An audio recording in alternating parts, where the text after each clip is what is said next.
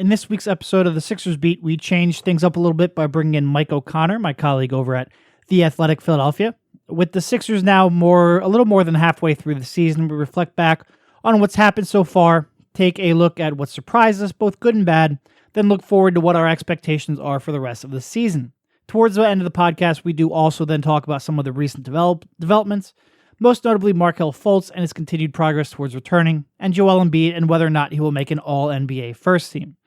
This week's episode is brought to you by SeatGeek. Get $20 off your first purchase by using promo code BEAT.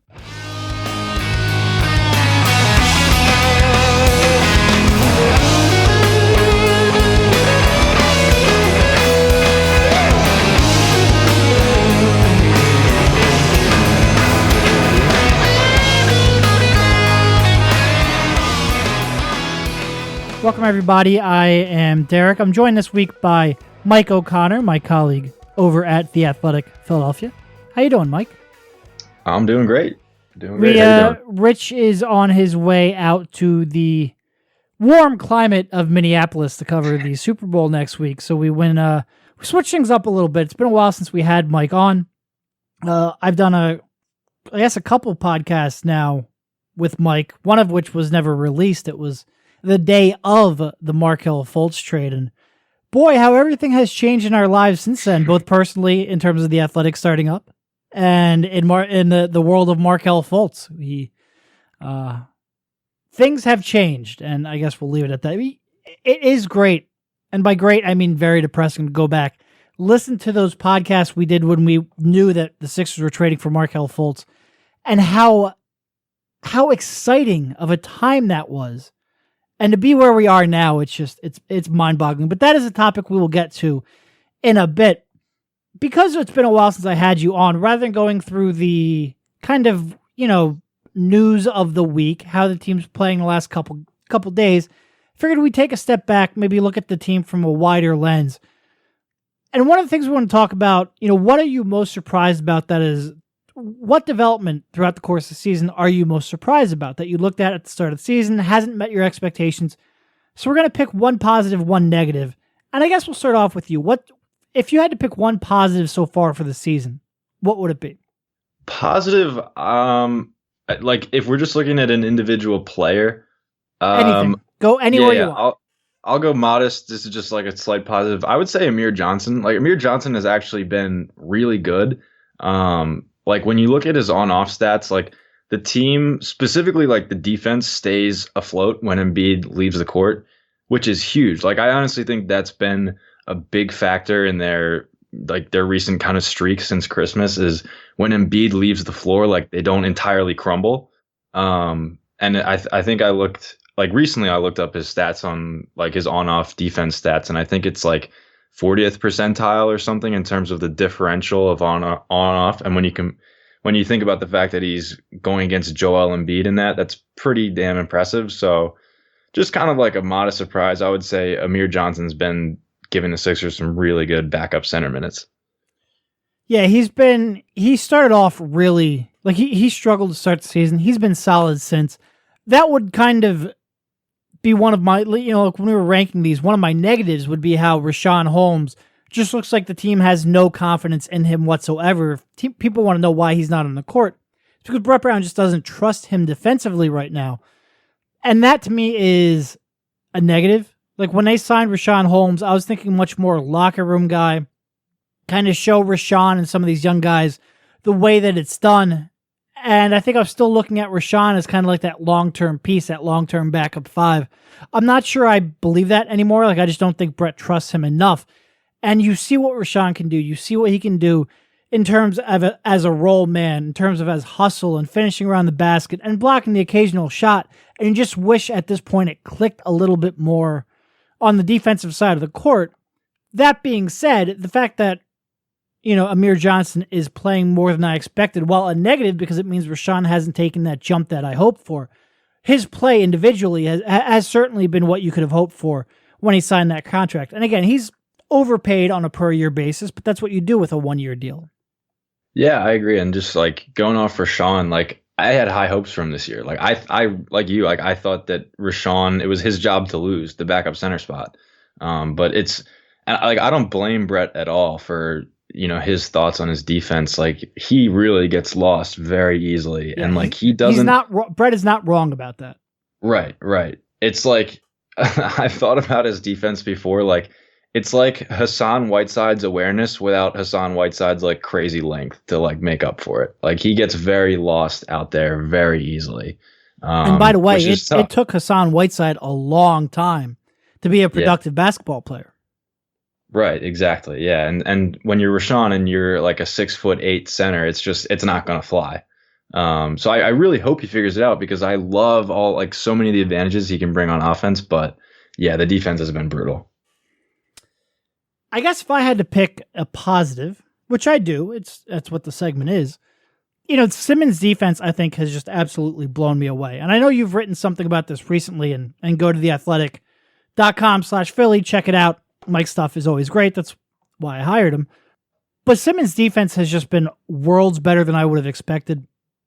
His versatility is there in spades. He can really, we're going to talk about this in a bit in terms of the Dario Simmons pairing, and it's much more viable because he can defend that three a lot more than, I think we would have expected. He is engaged and locked in. He can help and recover. He's doing all of these kind of things. And the reflexes, the quick twitch athleticism that we saw at LSU is still there as well. So he's forcing turnovers. He has been really incredible on defensive side of the court. And I think his upside is still tremendous there. And it's just, there's a level of being locked in, a focus and attention to detail that I didn't know he had in him, certainly not at this stage of his career. And that is far and away right now just the most surprising thing about the season for me so far. Yeah, I agree. And like if you look at the starting lineup, like just on paper, defensively, like it shouldn't make sense. Like it really shouldn't. Like there's one guy listed under 6'9". Like that shouldn't work. But it's really just Ben's versatility that like holds it together. And I think like you said, like the instincts are just incredible there. Like he really recognizes like weak side help decisions well, and just like when to rotate, when to kind of like decide when to go for like a playmaking situation. He's been really, really, really exceeded my expectations. And like it's funny, like at LSU, I think you could count on one hand the number of times he got in a defensive stance, but it's been better this year. But I still think he can even improve in that regard. Oh yeah, for sure. For sure. And I mean, it is, there's always that when you're scouting these guys in college, there's that difference between just inconsistency and indifference. And I really didn't know where on that spectrum Simmons fell while he was at LSU. And I think right now it's very clearly just that inconsistency aspect. And yeah, there are still times where he will get caught in a screen. There's still times where he won't get down in the stance, but they are much fewer and much farther between than they used to be. And he's just, I mean, it's like you said, there are lineups right now that are working that just quite frankly shouldn't work. And you saw that with that starting five with the, Embiid, Saric, Simmons, Covington, Redick starting five. That team defended very well throughout the season, even with Saric in there, even with Redick in there, who's certainly not the most natural point guard defender out there. And now you're looking at it with Luau Cabarro, and you're talking about guys that are all 6'7" or bigger. Most of them 6'8", 6'9", 6'10" or bigger. And, that unit, and I don't want to get too deep into the numbers because we're only talking like 56 minutes, but they're holding teams with an 82.3 defensive rating, which is absurd. And there's just a whole lot of data right now that suggests that pretty much any lineup they throw out there with Embiid, Covington, and Simmons can really be locked down defensively. And to start there with your base, because those are your three right now most important pieces long term, that gives you so much flexibility to finish out that roster and to put other pieces around them that it's just an incredible base to build off of. Yeah, 100%, 100%. And just like to highlight Simmons, like it's even incredible when you look at when Embiid leaves and Simmons stays, they stay really, really good. Like with Simmons and Amir Johnson, I think their defensive rating is, I think like 98.6, which is unbelievable. Like that would be best in the league. So even when Embiid leaves the floor and Simmons stays, the defense stays intact. Yeah, there's just a lot to build off of. And you really wonder when they get maybe like, let's say a 6'4" point guard with a 7-foot wingspan. what they might be able to do in 3 or 4 years' time. But that's right now a very high variance outcome in terms of that point guard, that hypothetical point guard that we're talking about, which we'll probably It'd be try nice to have that. It would be real for a lot of different reasons. It would be real nice to have him, but he is not there yet. All right, let's transition there into the Saric and Simmons being a viable long-term starting unit. I'm not sure. First of all, what was your kind of expectation for that group? Did you think they would and should be starting? And did you think they were kind of like a viable, pairing on the forward spots going forward? I thought that Viable pairing from the forward spots going forward. Good job, Derek. That was real smooth. I'm sorry. Go ahead. I thought that I thought it was going to be a mess on defense because I thought that like Simmons and Saric would just bump the other two defenders down too far, and then the two of them wouldn't be able to defend well from either position there. But obviously that's been wrong. And then I thought on offense that with Saric, like I would have expected him to shoot like 36% from three. And he's been better than that. Like, and I've written about this before, but like Saric's impact on the starting lineup comes down so much to his shooting. And lately, especially over the past, month or 2 months, even he's been great from 3-point land. So I think that's been a huge factor in kind of allowing these two to play together. And specifically for Dario, when he plays with Ben and Joel, there's no room for him in the paint. Like he has to play from the perimeter. He has to play basically like a guard. And I think that kind of like for some time didn't really highlight his strengths, but now that he's knocking down shots, it's been really, really effective. Yeah. I was not a fan of that starting lineup pairing. I thought you wanted to stagger them as much as possible, in a large part because I wanted Ben Simmons at the 4 from a defensive perspective.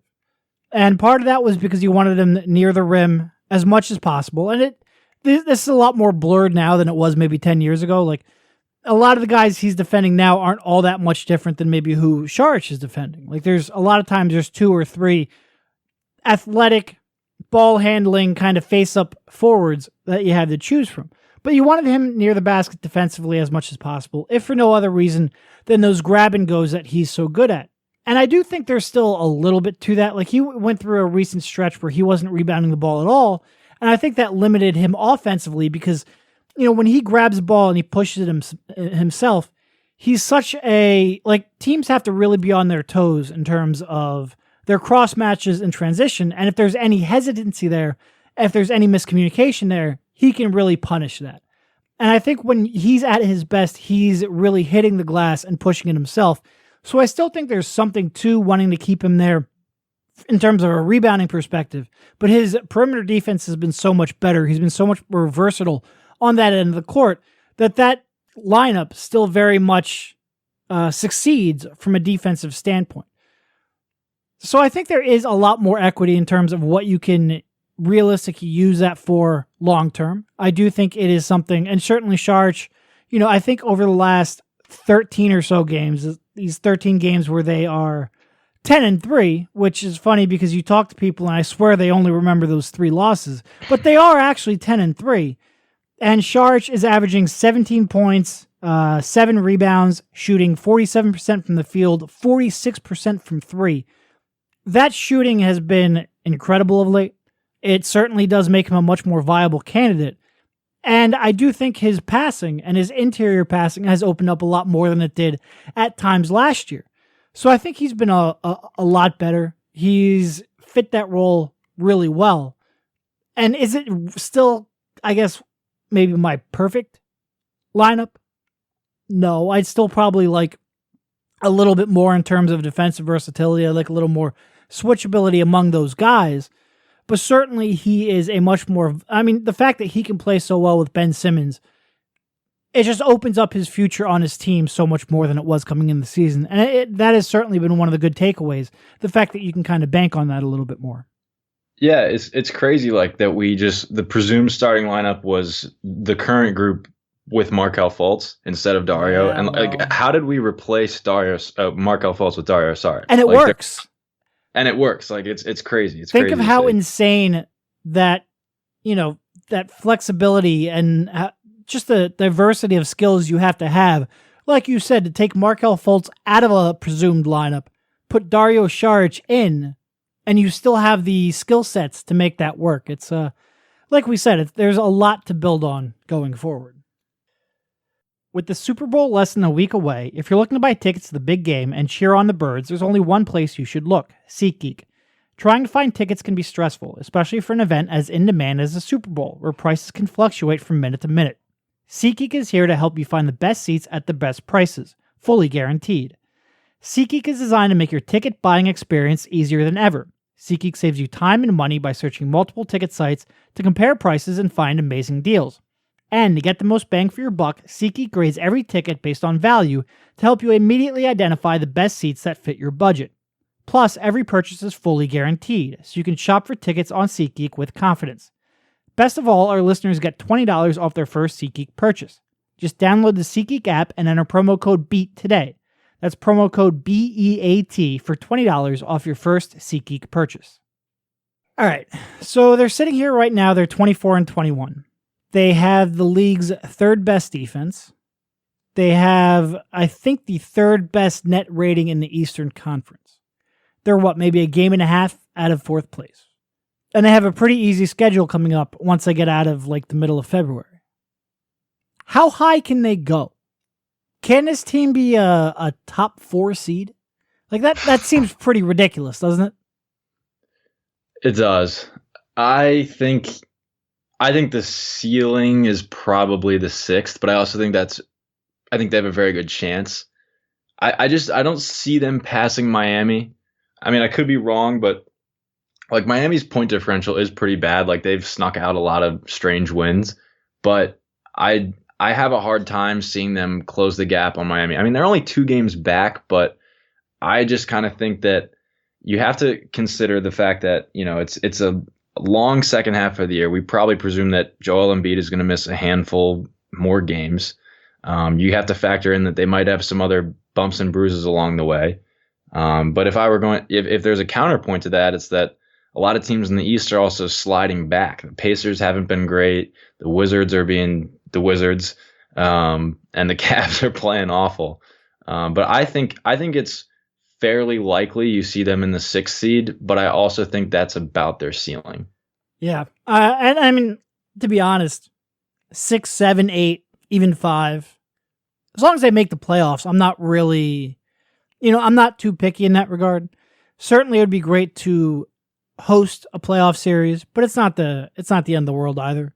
This is very much a team that I it's almost become a cliche, but cliches usually do have some merit to them, that it would be great to get them into the playoffs, get them a little bit of experience, get them to experience what that is like, and maybe increase their profile around the league for free agents coming in the summer. I think they have a very good chance of doing that. I mean, you look at, like you said, the Bucks just fired a coach in a bit of a free fall. The Pacers falling back down to earth. The Pistons in a complete free fall. Knicks and the Hornets don't even look like they're even real serious contenders at this point for a playoff spot. So there are not that many people they have to beat out. And assuming health, which is a tough assumption to make sometimes, they are by far playing the best basketball, which is funny when you say that because this 10 out of 13 stretch comes right after what they lost maybe 9 out of 10. So they went from one extreme to the other, but they are playing very good basketball right now. Again, you wouldn't necessarily notice that by the reactions on Twitter sometimes. Like I said, they're 10-3 in their last 13. Sometimes you only really hear the 3. They've had double-digit leads in, I believe I saw on Reddit, the last 12 games that they've played, which is astounding. And again, I feel like people only remember the fact that they blew 3 of those. They don't remember the fact that they built 12 double-digit leads.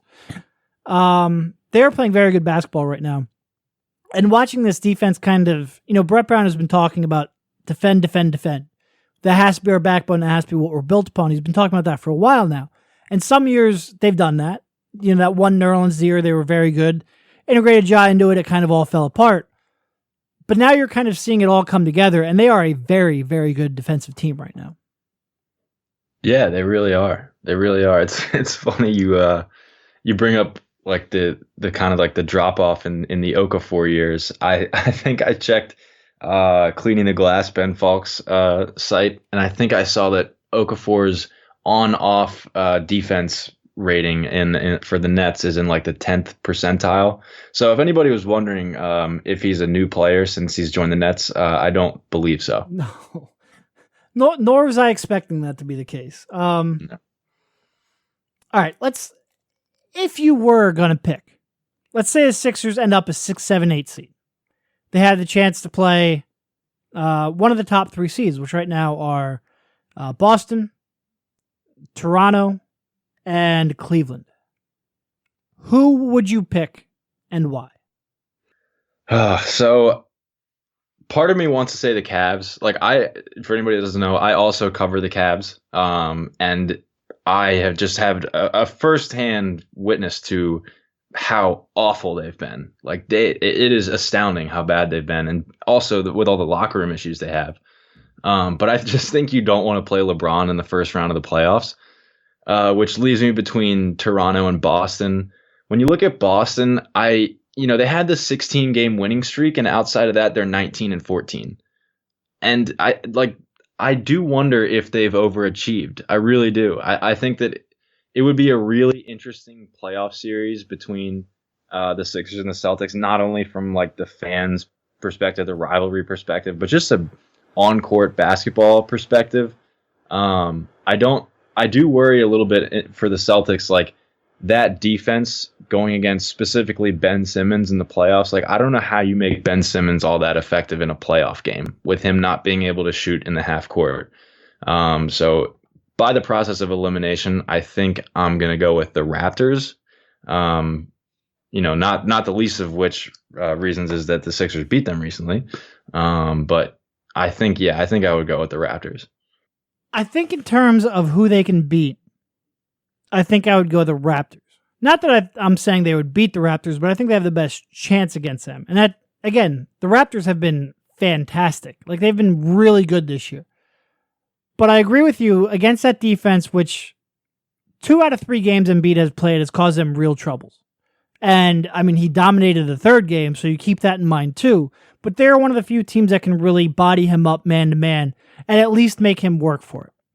And they're so disciplined and so versatile that they really have a lot of guys that can throw at Ben Simmons. They make his life tough too.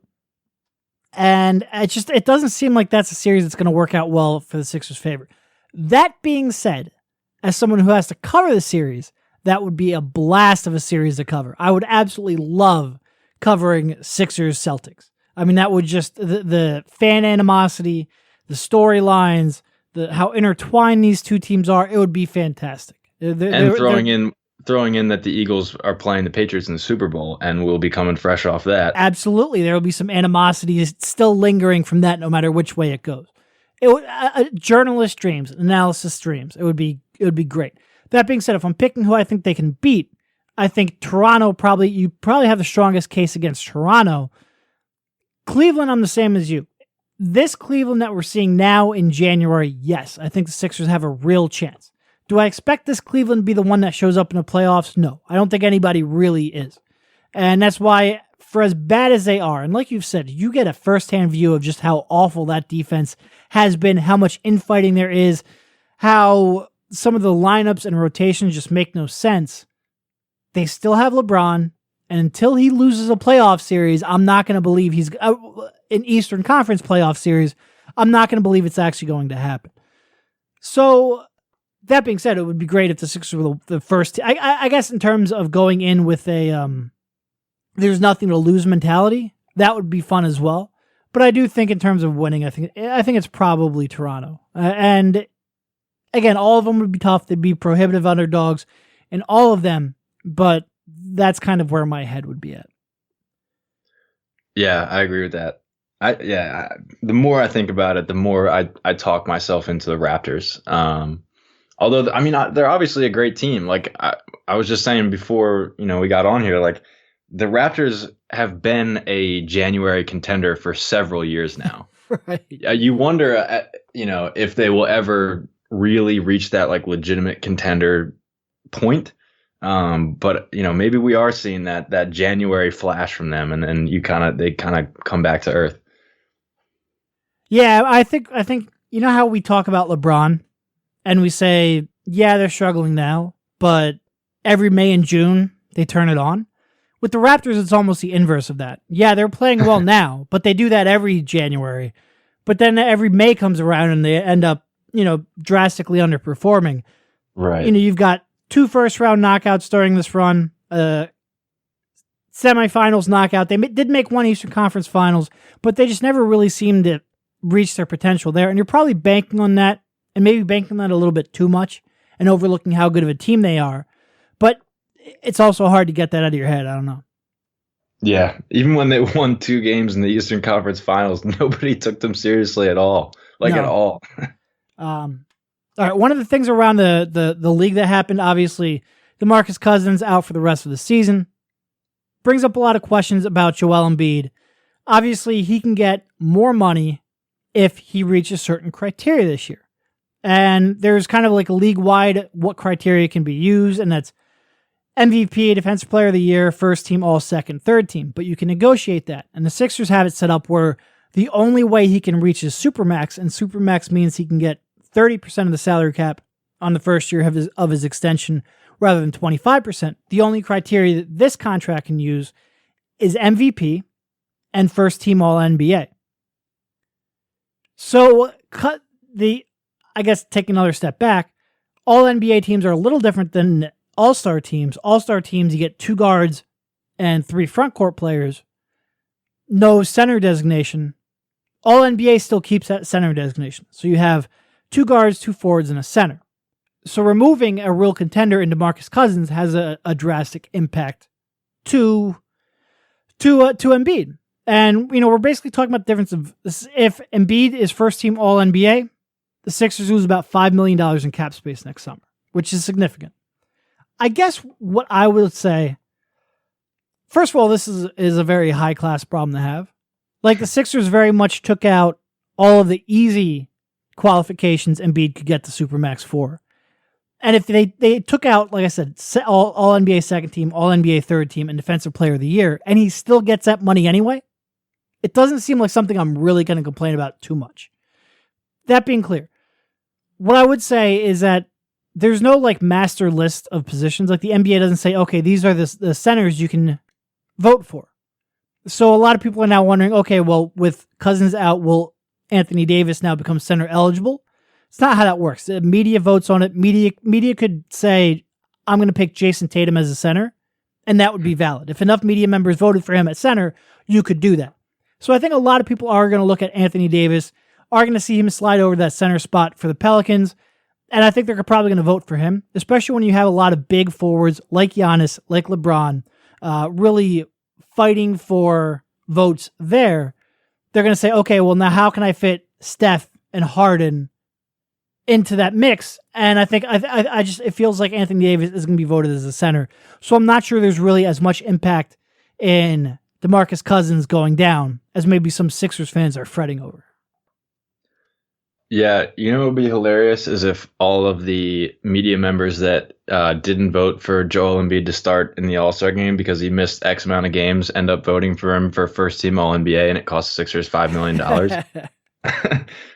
But no, I mean, the thing that everyone should keep in mind is that him making First Team All-NBA is a good thing, no matter what. No matter what. That means that he has been healthy. That means he's been obviously one of the best players in the league. That is, like you said, first world problems. But I guess the fallout of that, after that, if you view that as kind of like a sunk cost, then there is some maneuvering to be done. I think that you definitely, in that case, definitely want to wiggle out of Jared Bayless's last year.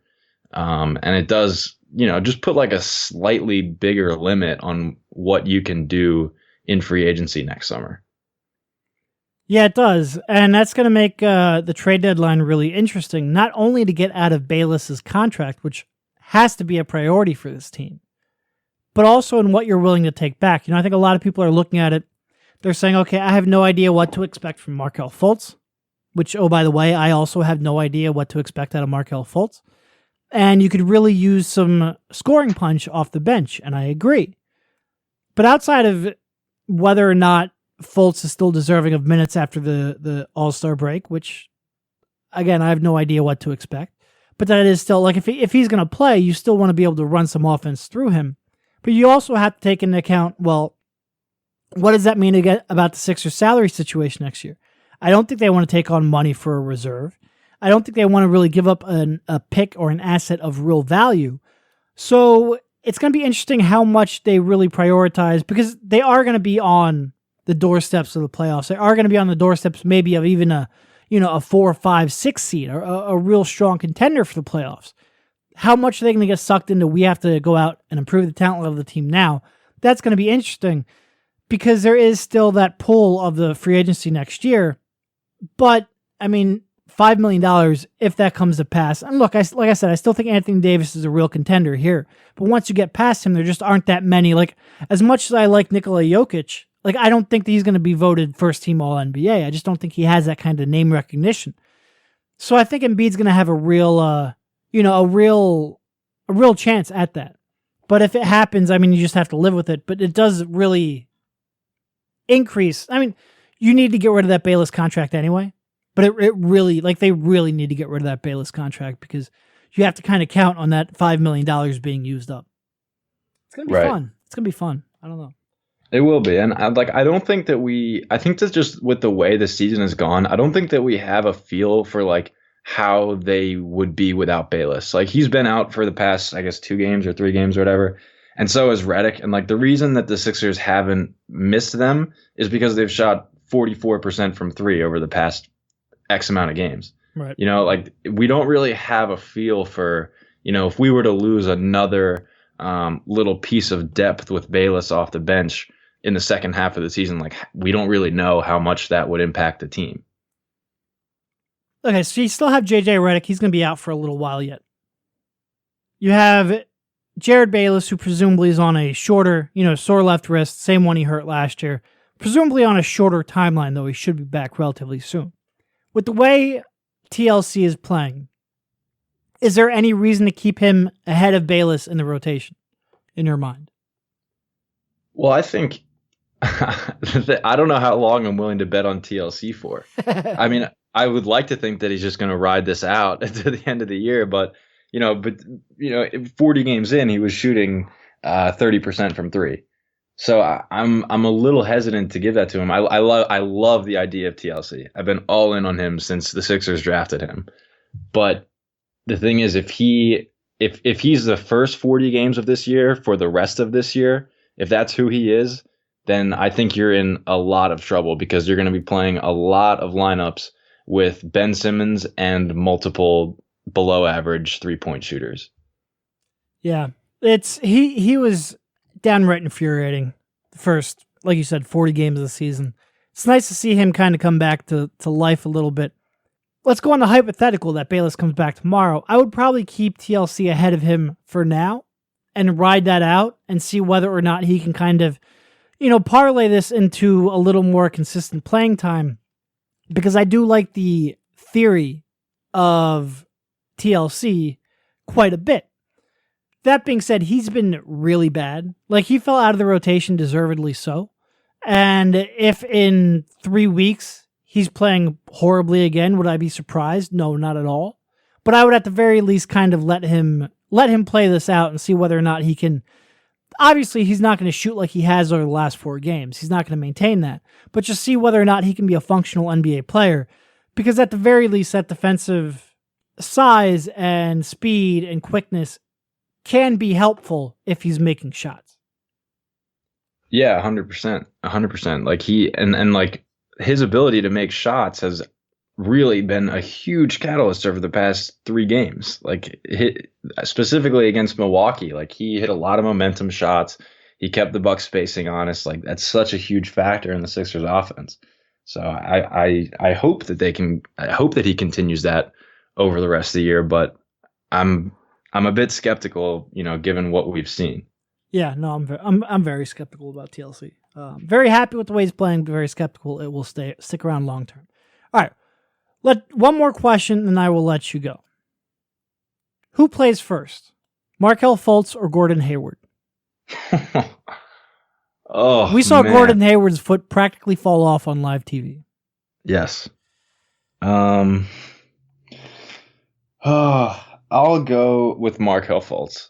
I I don't think that he will sit out the entire year. I think that even if he can't shoot, even if 10 games from now, Which, we by the way, still there's some video to suggest he can't shoot right now. yes, yes. So let's say even if 10 games from now it's the exact same, I think that they will approach a point where they let Markel play and just try and figure it out because you're kind of approaching a point where you're wondering, is this not a lost cause, but is it a lost cause for the rest of the year? And if it is, then we know he's healthy now. The team has said that. We know he's healthy now. So it's going to reach a point where they just say, all right, I guess this is what it is. I guess it's not going to get better. So let's try and put him out on the floor and see what he can do. And I think that might help him in some senses. Like if Markel comes out in, say he returns in 10 games or whatever, and he's completely ineffective. I a lot of people say like, oh, that's going to ruin his confidence or whatever. I don't really think about it like that. I think that that's going to be him seeing it, him seeing this and saying, okay, I really need to figure out my jump shot, or I can't be a productive NBA player. Because and I completely respect and like understand the mindset of, I just want to help the team. I want to do what I can when I'm out on the floor. But if he comes out and realizes the degree to which his success depends on his jump shot, I think that might be good for him just in the long run. I'm kind of like planning for next year in this sense, but I do think that it will reach a point where they say, okay, this is what it is. We're gonna put Markel out there. Whew. Yeah, I don't know. It's a great question. It's a great question because I do worry a little bit if he goes out there and he can't shoot and he doesn't have the confidence in the shot and he's passing up 10-footers again. What that will do to his psyche. Like, I think that is a fair question, but I also understand where you're coming from, and that if he goes out there, sometimes you don't realize, like you said, how important something like a jump shot is until you're really shown how much you need that jump shot. And it's not that I don't think, I think he's going to be working on that jumper over the summer either way, but maybe there might be a little bit of a sense of urgency that he would have by struggling at the end of the season. But it is, this throws a little bit of cold water on everything the Sixers are looking to do at the deadline, in the offseason, the opportunities that will come up. Not just, Kemba Walker is kind of like the one who's there now, but point guards get moved all the time because there's such a surplus of them in the NBA. There will be more point guards available. There will be really good point guards available. And right now, you've invested so much in this kid, that there's no way you move on from him yet. There's no way you even consider it. He's too talented. You gave up two really high picks in him. That being said, there's still a lot of real legitimate uncertainty over what he will be both the rest of the season and going forward. And it kind of puts you in this limbo of team building that it would just be great to get a little bit of positive reinforcement right now. Not only for Markel, but for the fan base as well, because they have a lot riding on this kid. And as excited as we can be about Ben Simmons and Joel Embiid, and oh, by the way, you should be really fucking excited, because I think one thing that Joel Embiid has shown you, kind of like Tim Duncan for 12 to 15 years, whenever Joel Embiid's healthy and on the court, the Sixers will be competitive. They will be there fighting for the playoffs. They will be there, relevant game in and game out. They can play with really good teams right now when he's on the court. And that's great. But like San Antonio, you need that Tony Parker. You need that Manu Ginobili. In later years, you need that Kawhi Leonard. You need those second and third stars as well to really be something. And Markel Fultz was going to be that guy. He was going to be that middle pick and roll maestro who was really going to give the Sixers what Ben Simmons didn't have in his arsenal, what would really complement Joel Embiid really well. And the Sixers paid a premium to get that. And I supported the trade at the time. I'm pretty sure you did as well, because that fit was there, because that need was there. But they, make no mistake, they paid a very high price. And it's just, if you're a little bit concerned right now, I get it. Yeah, I think everyone is That being seemingly. said, I still really believe, like, people ask me all the time, like, will he be fine? What do you expect from him? Would you do the trade? Are you still high on him? I have there's no coefficient of yips in Kevin Pelton's P-Warp. Like, there's no, that just doesn't exist. I don't know the success rate of this. I don't know whether you should feel confident in him coming back from it. My gut still tells me the kid figured out how to be a really good off-the-dribble shooter at one point in his life, and he'll figure it out again. But do I have a little bit of uncertainty? Of course I do. Everybody does. But I still do know that kid I scouted at Washington, the moves he had off the dribble, the moves he had around the rim, what he could do off the pick and roll, what he could do as a passer, I still know all that is there. And if it ends up being wasted because of the shooting, that's going to be first of all, it's going to impact the Sixers in a big way. But it's also going to rid the NBA of a real talent, because I do think there's a real high-level talent in there. I just have, like, if you go back to Ben Falk when he was writing about the draft, he would a lot of times say, like, you look at him in buckets, and, like, the probability of being great, the probability of being an all-star, the probability of being a starter, all that stuff. He still probably has the same ceiling that he had before. But that, that area before then of, is he a viable starter? Is he an above average starter? That's probably a much bigger outcome, a higher variance outcome than it ever was. And I don't know how to exactly quantify that, but I do still really believe in that upside. I just hope he figures everything out that's going on. Yeah, I mean, I'll put it this way. If he doesn't ever figure out again, like, how to shoot at the rate that we thought he could, it would be unprecedented. Unprecedented. I cannot for the life of me think of an example of someone that was an above average shooter for their entire lives, went to college, became an elite shooter, went to summer league, shot the ball well, and then just forgot how to shoot forever. It would be unprecedented. But I don't want to be the guy that's just preaching, oh, it's going to be fine this whole time, because I'm very worried about him, and I think everyone is. And I think that there's a real chance that he doesn't become the elite jump shooter that we thought he could be, specifically off the dribble. But I would say that at this moment in time, I would take the bet on him figuring out his jump shot at some point. I think that's where I stand. I think right now my official position is I think he'll get it back, but I think it's probably going to take at least an offseason. Like, I don't expect to see that Markelle Fultz this year, which is disappointing, and it makes team building over the summer a little bit more complicated, but I do think he ultimately gets back to where he was. That might just be the fact that I'm a little bit of an optimist right now. Might be hope more than belief, but that's kind of where I'm at right now. Like you, he was so good, and he got to where he was that I can't believe he's not going to get back to it. But there are so many different outcomes on the table right now that I have no idea which one it's going to be. Yep. 100%. Right. Well, thank you very much, Mike, for jumping on. Follow him on Twitter at @MOconnor_NBA. Read him at The Athletic Philadelphia. And thanks a lot. No problem. Thank you.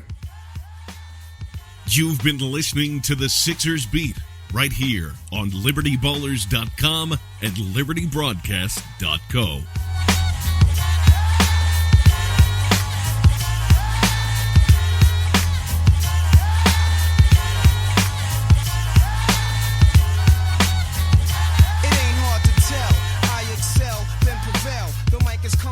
I attract clientele. My mic check is life or death, breathing a sniper's breath. I exhale the yellow smoke of Buddha through righteous steps.